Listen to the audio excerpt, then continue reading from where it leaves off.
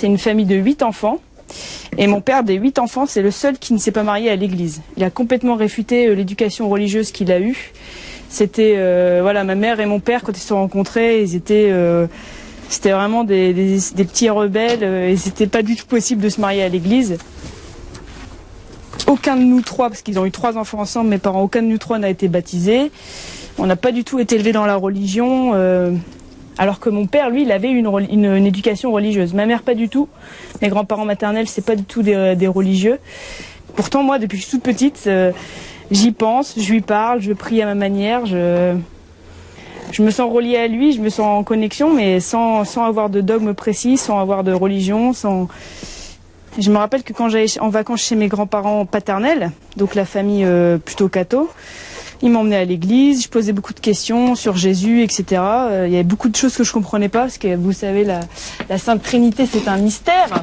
Donc il y a des choses que je ne comprenais pas, qui sont complètement abstraites encore aujourd'hui. Comment penser un seul Dieu, 3 personnes? Ça veut dire que la Trinité est en même temps indivisible et inconfuse. Eh bien, c'est impensable.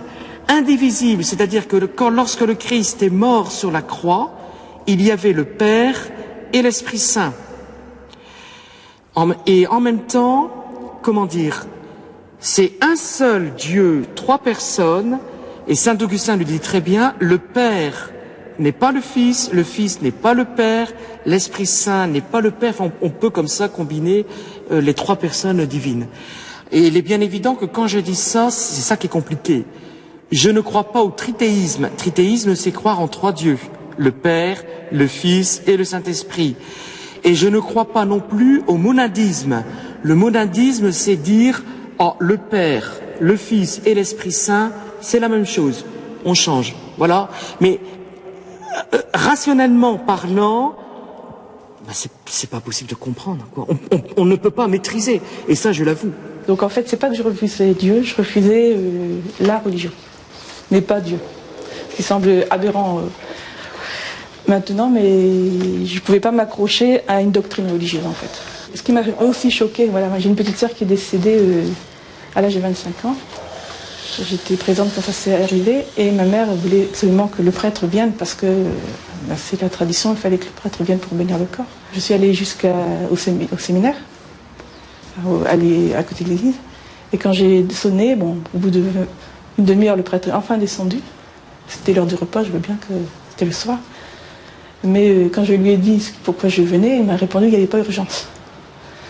C'est vrai qu'il n'allait pas faire de miracle, il était décédé. Et l'extrême onction, c'était terminé, c'était une mort brutale, donc pas de problème. Mais le problème, c'est le fait qu'il n'y avait pas urgence parce que elle était décédée. Il y avait urgence peut-être pas pour ma sœur, il y avait urgence pour ma mère.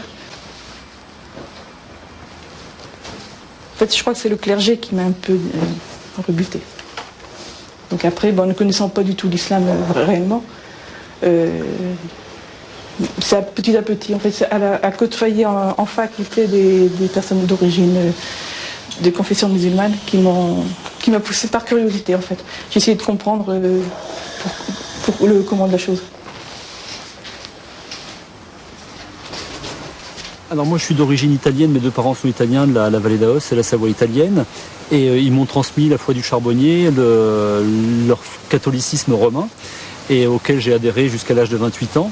Et à l'âge de 28 ans, je me suis converti à l'islam. Pourquoi? Parce que depuis que j'étais gamin, j'avais toujours le sentiment qu'il y avait quelque chose de commun dans les différentes religions. Et à l'âge de 28 ans, je me suis intéressé, j'ai voulu étudier à l'université les différentes religions et j'ai accroché très vite sur l'islam, en l'espace de quelques cours d'islamologie. J'ai décidé de me convertir à l'islam, à la fois parce que j'y ai trouvé nourriture pour le cœur et la raison, pour aller un peu vite, mais aussi parce que je n'ai pas vu de rupture avec ma religion précédente. Pour moi, je considère que l'islam est la suite du judaïsme et du christianisme. Et donc, à partir de là, j'ai rajouté un étage à ma fusée religieuse, mais sans pour autant renier ce que j'étais avant. Sur ma carte d'identité, j'ai 2 prénoms. Je veux dire, si ça pose problème à des gens de m'appeler David, ils peuvent m'appeler Mehdi, ça me pose aucun problème, ça pose des problèmes aux autres. Voilà, moi, personnellement, que je m'appelle David ou Mehdi ou Jean-Claude ou Brian, je serai toujours musulman et c'est pas le prénom qui fait la religion, en fait. L'islam, je l'ai rencontré lors d'un voyage en Afrique que je préparais depuis ma plus tendre adolescence. Ma mère, elle m'a dit que j'ai commencé à en parler, je devais avoir 13-14 ans, arrivé au collège. Donc juste après le lycée, j'ai travaillé un truc du genre 6 mois pour me faire de l'argent. Et après, je suis partie vivre en Afrique un petit peu plus d'1 an. Donc je suis arrivée en Afrique au Sénégal. Quand tu entends des lectures du Coran, même si tu ne comprends rien, tu ressens quelque chose de très fort. Et moi, c'est ça en fait qui m'a fait comprendre que je comprenais rien. J'entendais juste des mots, des sons, mais j'avais envie de pleurer. Il y avait quelque chose de fort qui me submergeait, quoi. Tout le monde dit convertir. En fait, c'est reconvertir parce qu'on est tous musulmans. Et ça, après, c'est dans le contexte qu'on devient juif ou alors chrétien, tout ça. Donc là, je me suis reconverti en septembre 2006. J'ai voulu chercher un travail et c'est grâce à une connaissance à mon père que j'ai eu un travail dans un collège. C'était surveillant et j'ai intégré ce collège-là en mars 2006. Il y a une collègue qui est arrivée en septembre qui m'a passé un livre, l'islam pour les enfants. Donc on a échangé nos numéros pendant les travaux administratifs qu'on avait à faire pour la rentrée scolaire. Elle m'a passé le livre, j'ai lu le soir même, je l'ai lu. Et au fur et à mesure, je tenais le livre. Et puis après, au bout d'une semaine, j'avais plus le livre. C'était toujours les mêmes sourates. Mais au début, je pense que tout le monde a commencé avec les mêmes sourates. Et donc voilà. Je me suis mis comme ça grâce à Allah et au travail au collège musulman. Les gens qui se convertissent à l'islam racontent des histoires extrêmement variées. Il y a des gens qui sont allés faire du tourisme au Maroc et ont entendu l'appel à la prière et ont été subjugués par ça et ils se sont convertis. D'autres gens, ils ont étudié 10 ans avant de se convertir. D'autres étaient très contre et puis un jour... En tout cas, ce qui est sûr, c'est qu'aujourd'hui, il y a forcément beaucoup de conversions parce que à la fois, il y a le phénomène de médiatisation négative sur l'islam. C'est pas une vérité sociologique du tout, mais il se trouve que chaque fois qu'il y a un moment de cristallisation, de stigmatisation, de diabolisation de l'islam au niveau des médias, c'est suivi quasi instantanément de conversion à l'islam. C'est toujours les mêmes questions. À croire que ça pose pas un problème, mais t'as besoin. C'est sûr, certes, l'être humain il a besoin de savoir de quelle origine on est. On a toujours besoin de connaître ses racines. On a besoin de ses racines pour vivre. C'est comme un arbre. Là, je le vois quand j'étais en stage là.